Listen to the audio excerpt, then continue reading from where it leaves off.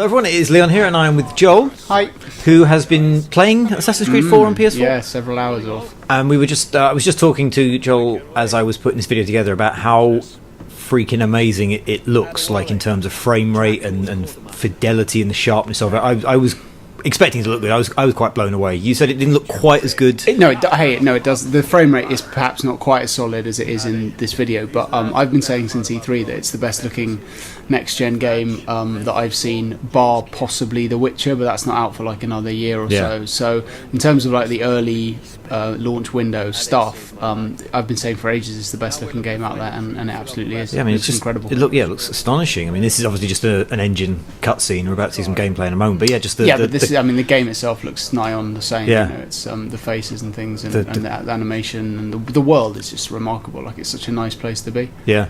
Now this immediately looks like just old-fashioned kind of Assassin's Creed, doesn't it? You could be in Jerusalem again. Yeah, and actually there are quite a lot of similarities in terms of the core activities and missions. It's really what they've built around those that's going to make the difference here. Like I say, this is a mission where you're in Nassau and you have to recruit a load of people to go on work on your ship that you've just taken.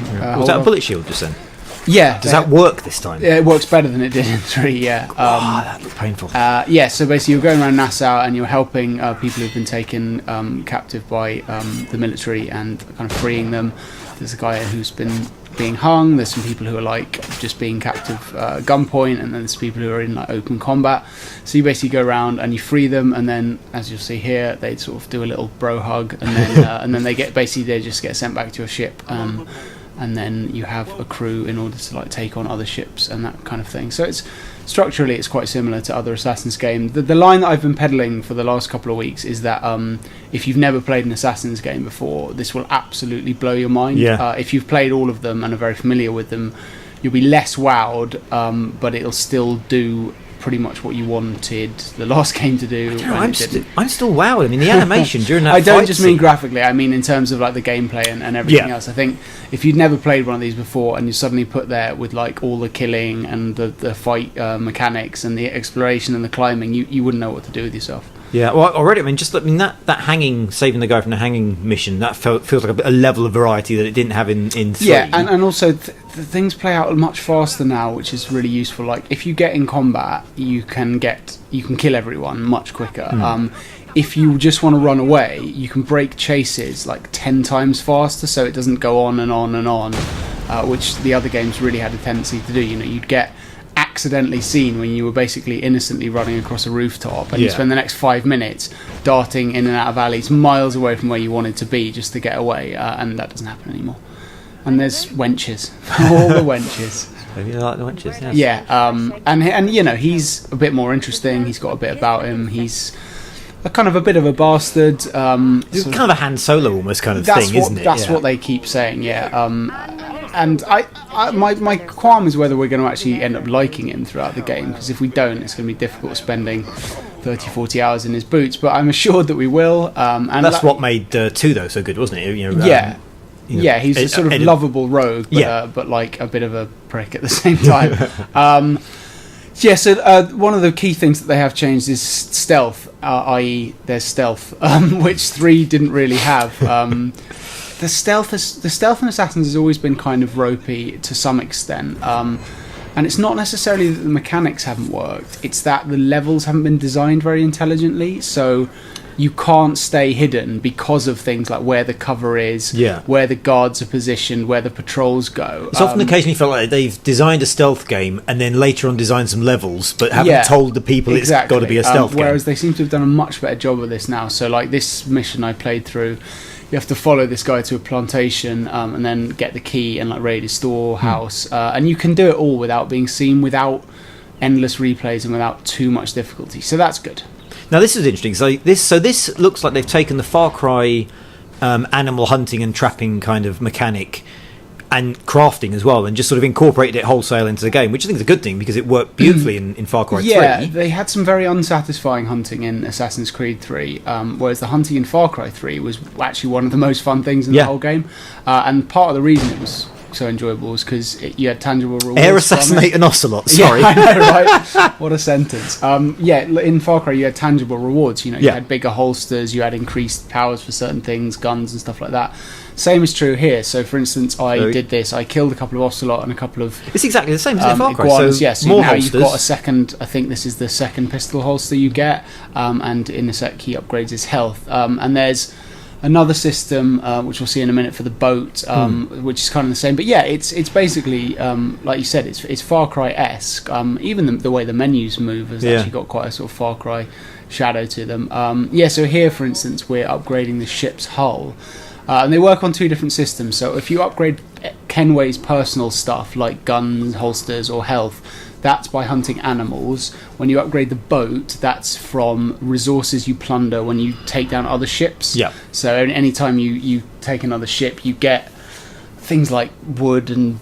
I don't know. You can break the ship down, basically. Can't you? I honestly can't remember the exact they break down into, but you get stuff, and you use that stuff to then upgrade the hull, the cannons, the sails, all of that. Yeah, I mean, that looks absolutely stunning. I'd quite happily do that. That's as good as anything you've seen on a console. Yeah, I'd quite happily do that for a few hours. Just sail around. Yeah, it's great. And I was saying earlier, it's like a wonderful game for like escapism, much like GTA 5 is, that sunny kind of idyllic Los Santos world. This is the kind of place you just want to be, and like especially if it's drizzling and cold outside, you just think, what I'll do, I'll just sail around the Caribbean for a while. It's absolutely lovely. And thankfully, the sailing mechanic and particularly the combat works much better this time. So there's an extra speed of travel, which they're doing now, which is called travel speed. But it basically means you go very, very quickly. So you go very, very quickly across the map, and the map is enormous. I can barely fathom how big the map is. So it's quite useful.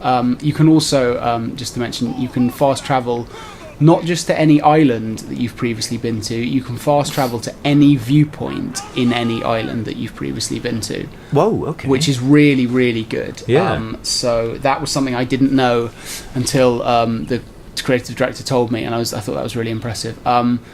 Sorry, sailing. Yes, sailing. It's much easier to control a boat, and it's far more enjoyable to fight against other boats, because before it was this kind of weird tugboat on ice style dance where you'd kind of slide around each other trying to line up the side cannons. Now there's a cannon on the front as well, so you can attack as you're coming up to people. The swivel guns are much better and they have a wider range of fire, and you can also drop explosive barrels out the back to get rid of anyone who's following you. Right. So it kind of makes battles A, more fun, and B, quicker, which is very good. Cool. And we're seeing some of the underwater stuff here. So what do you get out of this? Is it a mission thing? Is it do you It's a side mission. There are little icons on the map where you can go and... I mean, you can dive off your ship and swim around whenever you want. Yeah. But to do this, there's like little icons. You throw your diving bell out and you go underwater. And it's basically sort of like a mini game in as much as there's usually a number of treasure chests for you to find. And you have to balance getting the treasure with your water meter, your oxygen meter. Yeah. And also the...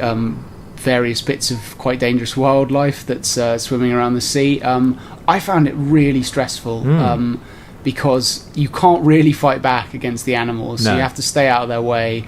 There's sharks, as you can see. That was not the most aggressive shark ever. And there are like barracuda and stuff like that, and a lot of the treasure chests are like quite hidden, and you don't have that long to get them, and it really stressed me out. But it's quite fun. Yeah. Oh, now we're seeing some of the so you can fire your cannons far more rapidly. They don't take as long to reload. Like the swivel gun, that's like 3 quick fires there. Those red things on the sea are enemy mortar rounds, which is new, so you need to try and stay out of the way of those. What's the yellow bit, or is that the just... yellow bit is where it's going to be. If right. you're in it when it's red, you're in trouble. You brace with square like you used to. Again, it's not as laborious and doesn't take quite as long. Yeah. And there's loads of different ship types to fight against. So basically, what you do is you that looks really good. You use your spyglass to like pan the horizon, and it'll tell you what kind of ship you're going to be up against, what level it is. The ships have various levels, so you go from I think I fought like a level 4 schooner, which takes like 2 seconds to kill. Yeah. And then there are ones which are like level 17 military hunters, and I think they go all the way up to essentially nigh on impossible. You have to have basically got your ship completely upgraded to even get close to them, type thing. that looks like a set piece in a current gen game, Absolutely. not just something you can go off and do. No, and you can do this whenever you want. You know, anytime you see a ship, you can attack it, and then when you get it to the point where it's like burning, you then have to board it. And you can send your men to board the ships. You can fire the swivel guns yourself, like manually, just get Edward and man them, or you can go and get your hands dirty. You can like zip up to the top of the mast and jump down. You can swing on ropes. It's really, really fun. And yeah, and then the cast of characters seems like it's going to be more interesting than kind of endless po-faced people talking about their homestead and stuff. Is this a following mission? Yeah, unfortunately, there are following missions. I had to play one, and I had to do 2 eavesdropping missions, which really, really shouldn't be in this game anymore. Did it work better than the last one? 'Cause I remember in no. 3, that pub where you couldn't find the spot to stand in. No, it didn't. Unfortunately, there is the odd moment where it lapses into the series' old bad habits. Yeah. There's too many walk and talks, which are really boring. There's still things like eavesdropping and tailing, which shouldn't be happening anymore. It's the kind of thing that like a game like GTA doesn't make you do, and that's why you never get tired of basically playing those kind of games.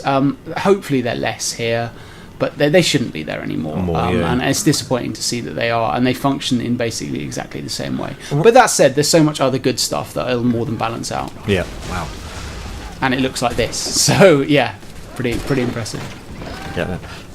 So yeah, I don't know what to say really. I mean, the video speaks for itself. I'm sort of struggling not to make sort of little noises every time something happens. It just looks so incredible. Looks great. Plays much as you'd want it to. It's Assassins. Yeah. You know, it'll probably look distinctly less good on PS3, but on PS4, it's remarkable. Cool. Look forward to playing it.